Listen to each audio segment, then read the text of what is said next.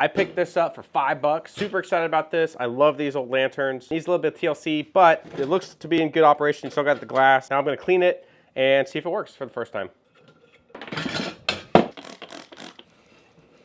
That cleans up really nice.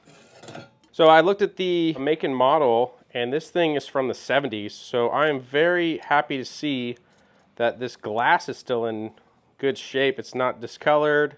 There's no cracks. I mean, this thing looks like it was in a time capsule.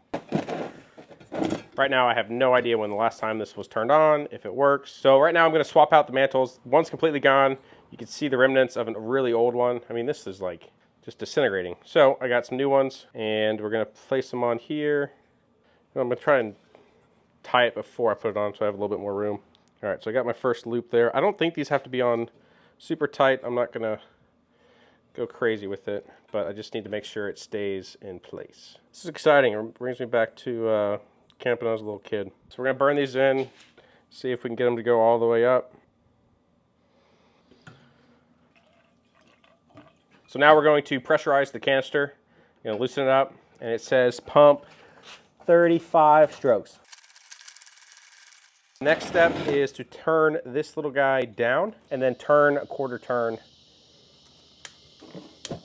Woo! That's crazy. I don't know if that's good or bad.